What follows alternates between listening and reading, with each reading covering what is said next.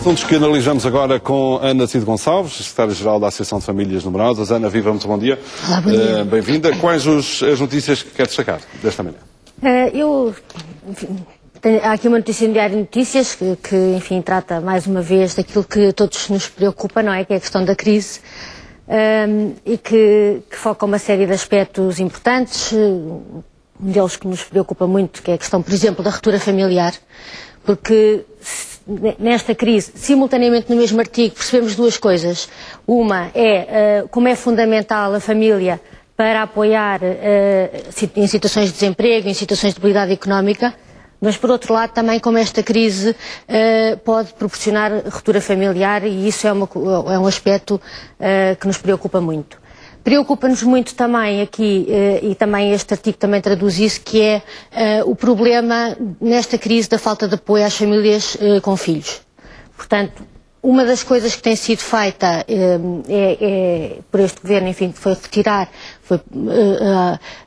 enfim, é esquecida na avaliação da capacidade financeira da família para vencer a crise, é esquecida muitas vezes a existência dos filhos.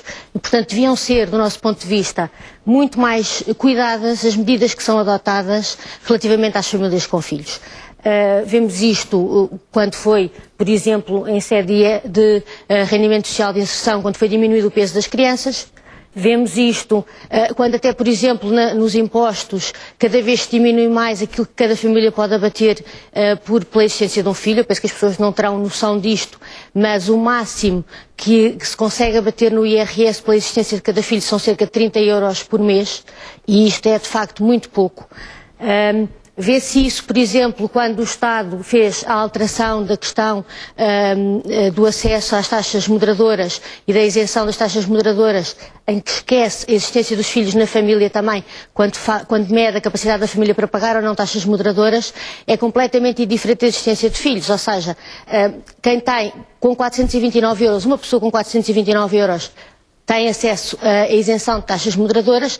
Se ganhar 430, ainda que tenha um filho, 2 filhos, 3 filhos, já não tem acesso à isenção de taxas moderadoras.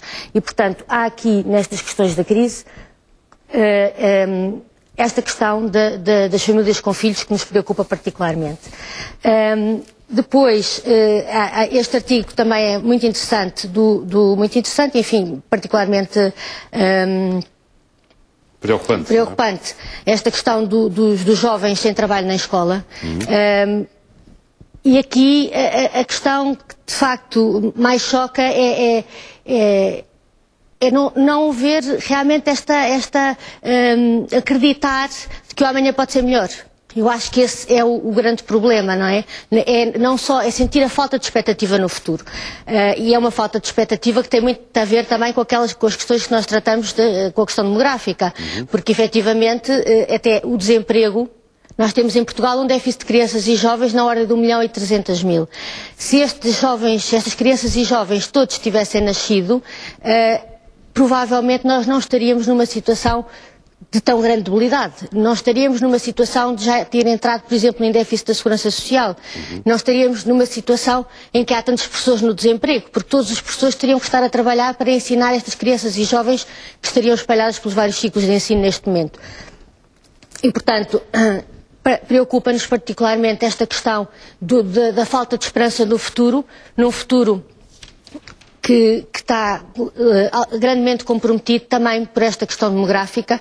Portanto, nós vemos muito esta crise como uma questão conjuntural, mas há aqui aspectos estruturais dos quais a demografia tem um aspecto muitíssimo relevante e um peso muito grande e de facto, parece-nos que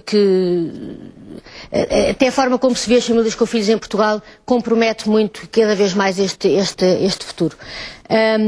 Fiquei-me aqui nesta frase desta Ana Gabriela, de 27 anos, no artigo dos jovens que não estudam nem trabalham neste momento, que se cansam de ver os noticiários, só falam em coisas que nos põem para baixo. E de facto, é também missão dos órgãos de comunicação e da imprensa dar boas notícias. Devia ser, apesar de haver estas histórias todas muito difíceis, histórias de vida com situações de vida muito complicadas, há também muito boas notícias para dar. E de facto parece-me que era fundamental que essas boas notícias era fundamental, se calhar quase obrigatório, que todos os jornais tivessem 2, 3, 4 páginas de boas notícias para dar, até concentradas em boas notícias, porque nós não podemos, está difícil, o dossiê boas notícias, nós não podemos perder a esperança, quer dizer, isso seria a última coisa que pode acontecer. A situação é grave. Mas está difícil inverter esta descrença, não é? Está difícil, mas temos que inverter. Se calhar vai passar por algumas pessoas irem para o interior, haver políticas de maior proximidade. Outra coisa na crise que me parece que será de realçar é nós sentirmos que continuamos todos a fazer as coisas da mesma maneira. Eu acho que se nós formos, e neste dossiê aqui da crise percebe-se isso, percebe-se claramente que tem que haver uma muito maior coordenação entre todas as entidades, entre o Estado e todas as entidades que apoiam as famílias que estão a passar por carências económicas. Penso que estamos a fazer as coisas da mesma maneira, com muito pouca coordenação. E era importante. Eu acho que se nós formos a somar todos os encargos que o Estado tem, com todos os recursos que gasta para gerirem a entrega desses encargos, com o que as câmaras fazem, com o que fazem instituições sociais, se formos a somar isto tudo e a dividir por número de pessoas que precisam de apoio, se calhar obtemos uma soma muito considerável.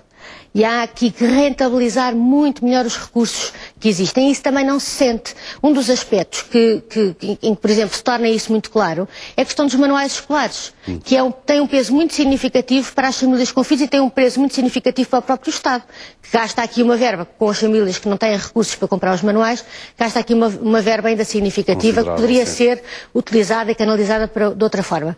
E não se percebe como é que, por exemplo, nesta altura de tão grande escassez económica, este é um exemplo, não é? Em que se vê claramente que ainda não se mudou, apesar de toda esta crise, ainda há aqui aspectos muito importantes de coordenação, de rentabilização dos recursos que ainda não estão a ser feitos. Ou seja, há ainda muita margem de manobra para trabalhar os recursos que existem.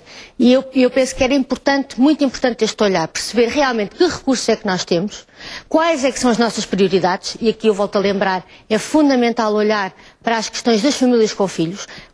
Em Portugal, as famílias com filhos e aquelas que têm mais filhos são aquelas que têm maior carência económica. Ora, os filhos são quem vai construir o futuro. Nós não podemos estar a criar crianças que vivam as situações dramáticas como as que estão a viver. E, portanto, há aqui, de facto, o que é imperioso haver muito para fazer, não é? Agora, eu imagino que no atual contexto e com a crise também, nas taxas de natalidade, já falámos disso, as famílias numerosas estejam quase que em vias de extinção. Não? Já estamos há bastantes anos.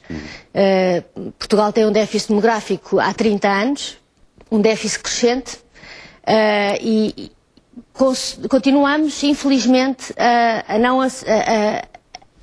haver uma total ausência de políticas nesta área, total ausência. E como eu dizia há pouco, este déficit demográfico é um dos aspectos importantes que está a comprometer neste momento o nosso país neste momento. Porque cada criança que nasce, uma das razões que normalmente é apontada para nada se fazer é porque se nós fizermos alguma coisa isso só se vai repercutir daqui a não sei quantos anos. Não é verdade. Cada criança que nasce representa um lucro líquido para o Estado. E, portanto, a partir do momento em que consigamos esta inversão da tendência, cada criança que nasce precisa de consultas no médico, precisa depois de uma creche, precisa de professores a seguir, consome bens e serviços. E tudo isto é o que faz mexer a economia. Claro que mais tarde essa criança vai ser fundamental para a manutenção do Estado social. E vai ser um contribuinte também, não é? Vai ser um contribuinte. Aliás, as crianças desde que nascem são contribuintes, porque hoje em dia todos têm que ter o seu cartão de contribuinte desde que nascem. Mas, infelizmente, o Ministério das Finanças esquece de dar o cartão do contribuinte e não os considera contribuintes. Porque eu volto a reiterar aquilo que disse há bocadinho, é uma coisa inacreditável, mas no contexto atual, as crianças, aquilo que cada criança abate no IRS dos pais, o máximo limite é 30 euros por mês. Quem é que acredita que 30 euros por mês serve? Claro. Faz alguma diferença. Disse há pouco, Ana, para terminar, que falta apoio às famílias com filhos. No minuto, qual era o apoio tido como essencial por parte da Associação de Famílias Numerosas? Uma coisa, é considerar um filho como um cidadão, uma pessoa, um contribuinte. Portanto, cada vez que se olha para o rendimento da família, tem que se olhar para o rendimento per capita. Aquele rendimento, quantas pessoas alimenta e veste.